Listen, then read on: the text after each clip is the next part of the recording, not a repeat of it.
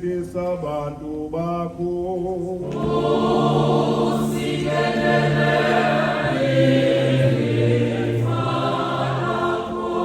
siphe uxolo Nkosi ngelethu ixesha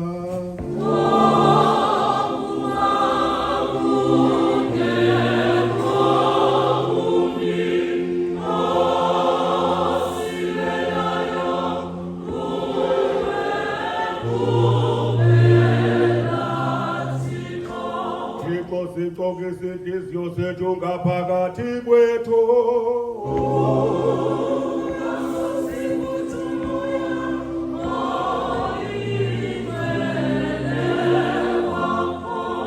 Thixo kumdalo oxolo nomthando wenkosana obuhle ubomi bethu obungaphakathi kubekho ngokwazo nonkonzo ikhuleko kanye uze silwele thina sicaka zakho esilamle konke ukulokwenza zethu size sithi siqinisile ukuthembe kusilweleni kwakho nje singoyika amandla abo sibabephi ukuthi ngenxa yamandla kaYesu Kristu inkosi yethu.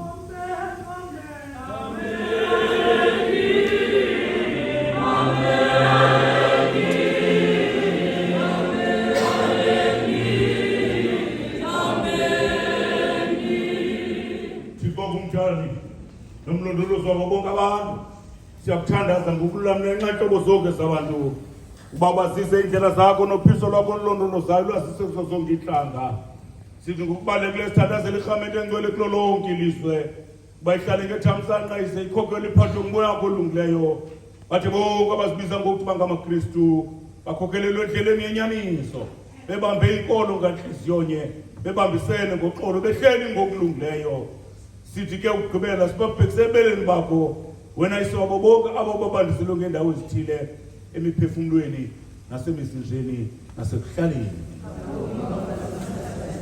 ukuba ubonwabise ubasize ekusweleni kwabo ubaphe unyamezelo ekuthwaleni kwabo ubunzima nempumelelo esikelele kuzo zonke imbathezelo zabo sicela oku ngenxa yakhe uYesu Kristu. Amen.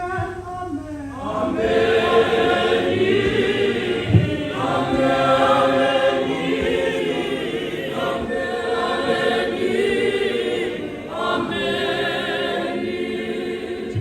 Lokothenga ixesha sibufefe loba sithi ngantliziyonye sikuthandaze ngabanye othe kanjalo sithemba ukuba kuhlangana ababini obabathathwe egameni lakho ubaphe izinto abazicelayo yenza kaloku Nkosi njengokubona nokuthandaza kwethu thina sicaka zakho njengokuba kusifanele siphe kwalilizwe oba siyazi inyaniso yakho siphe kwilizwe lisakubakho ubomi obungunaphakade.